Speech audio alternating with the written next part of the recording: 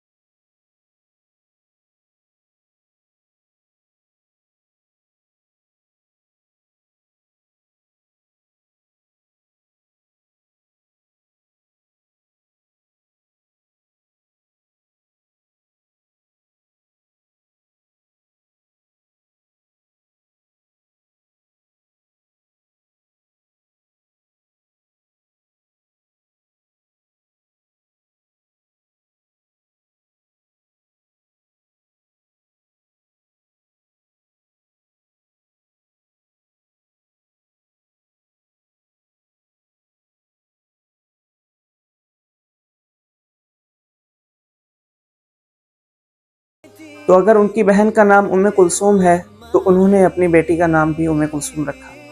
اگر ان کی بہن کا نام زینب ہے تو انہوں نے بھی اپنی بیٹی کا نام زینب رکھا۔ اگر ان کی بہن کا نام رقیہ ہے تو انہوں نے بھی اپنی بیٹی کا نام رقیہ رکھا۔ بخاری شریف اور مسلم شریف میں روایت ہے، حضرت خدیجہ رضی اللہ تعالیٰ عنہ روایت کرتی ہیں کہ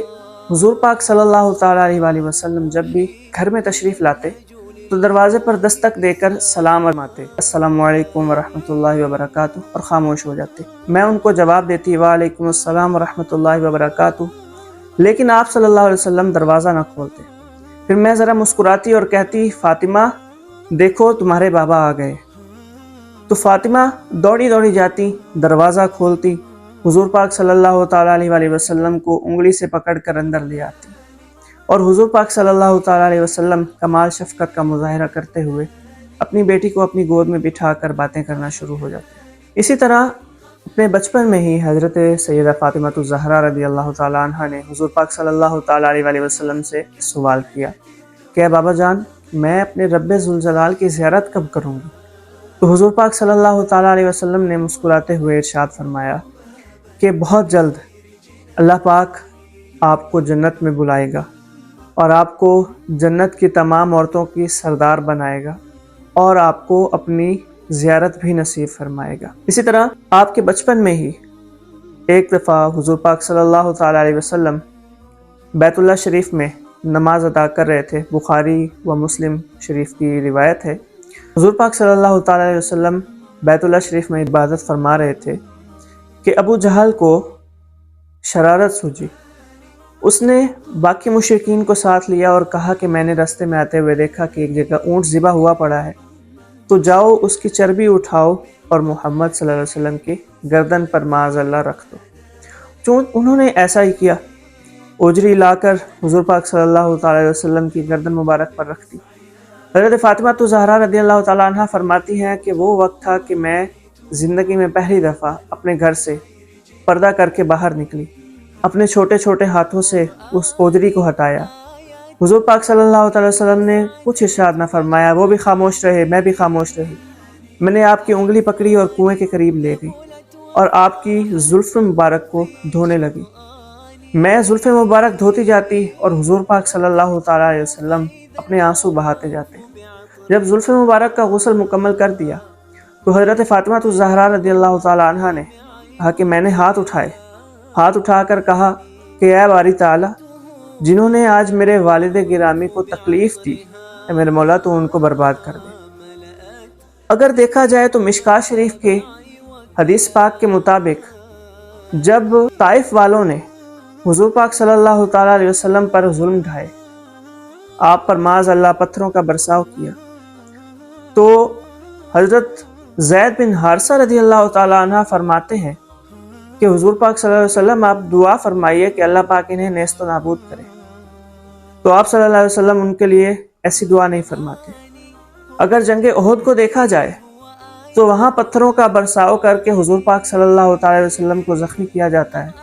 حضرت ابوبکر صدیق رضی اللہ تعالیٰ عنہ جو کہ بہت ہی نرم طبیعت کے مالک ہیں،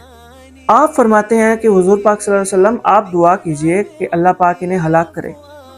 لیکن آپ صلی اللہ علیہ وسلم فرماتے ہیں کہ ابوبکر یہ نہیں جانتے کہ یہ کیا کر رہے ہیں، اور دعا کرتے ہیں یا میرے مولا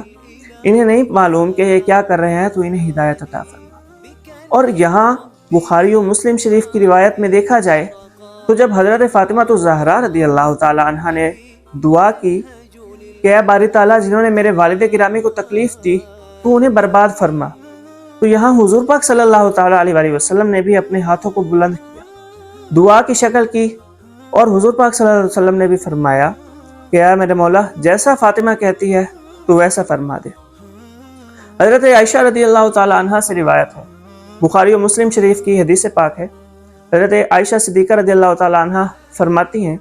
کہ حضور پاک صلی اللہ تعالیٰ علیہ وسلم کے ظاہری وصال سے چند روز قبل حضور پاک صلی اللہ تعالیٰ وسلم نے حضرت فاطمہ کو اپنے پاس بلایا،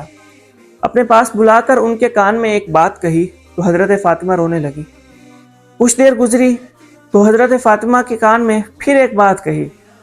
جس سے حضرت فاطمہ مسکرانے لگی۔ تو اس طرح یہ کلام مکمل ہوا، حضور پاک صلی اللہ تعالیٰ علیہ وسلم تشریف لے گئے۔ تو میں نے حضرت فاطمہ سے پوچھا کہ اے فاطمہ بتاؤ، تمہیں حضور پاک صلی اللہ تعالیٰ علیہ وسلم نے کیا ارشاد فرمایا کہ تم ایک بار سننے پر رونے لگی اور دوسری بار سننے پر مسکرانے لگی؟ تو حضرت فاطمہ الزہرا رضی اللہ تعالیٰ عنہ فرماتی ہیں کہ اے عائشہ، یہ میرے اور میرے بابا کے درمیان راز ہے جو میں آپ صلی اللہ علیہ وسلم کی ظاہری زندگی میں اٹھا نہیں سکتی، اس راز سے پردہ نہیں اٹھا سکتی۔ حضرت فاطمہ الزہرا رضی اللہ تعالیٰ عنہ کے وصال کا وقت جب قریب آیا تو حضرت اسماء بنت امیس رضی اللہ تعالیٰ عنہ کو بلایا گیا، اور حضرت فاطمہ الزہرا رضی اللہ تعالیٰ عنہ نے آپ کو حکم دیا، آپ کے ہاتھ پر عہد لیا کہ میرا جنازہ رات کے وقت اٹھایا جائے گا، اور میری میت کے اوپر پڑی ہوئی جو چادر ہے اس چادر کو اوپر بھی کسی کی نظر نہ جائے، رات کے وقت ہی میرا جنازہ ہو اور رات کے وقت ہی مجھے دفنا دیا جائے۔ چنانچہ حضرت سیدہ فاطمہ الزہرا رضی اللہ تعالی عنہ کے وصال کے بعد جیسا آپ نے حضرت اسماء بنت امیس رضی اللہ تعالی عنہ سے عہد لیا، اسی پر عمل کرتے ہوئے رات کے وقت ہی جنازہ ہوا، اور رات کے وقت ہی آپ رضی اللہ تعالی عنہ کو جنت البقیع میں دفن کیا گیا۔ آپ صلی اللہ علیہ وسلم کے ظاہری وصال کے تقریباً 6 ماہ کے بعد 3 رمضان المبارک کو حضرت فاطمہ الزہرا رضی اللہ تعالی عنہ اپنے خالق حقیقی سے جا ملی۔ اگر آپ کی سیرت طیبہ کو دیکھا جائے تو دور حاضر کی جو جتنی خواتین ہیں ان کے لیے کئی سبق آموز پہلو ہیں۔ اللہ پاک کی بارگاہ میں دعا ہے کہ اللہ پاک ان کے مزار پر انوار پر کروڑہ رحمتوں کا نزول فرمائے اور ان کے صدقے ہماری مغفرت فرمائے۔ وآخر دعوانا الحمدللہ رب العالمین۔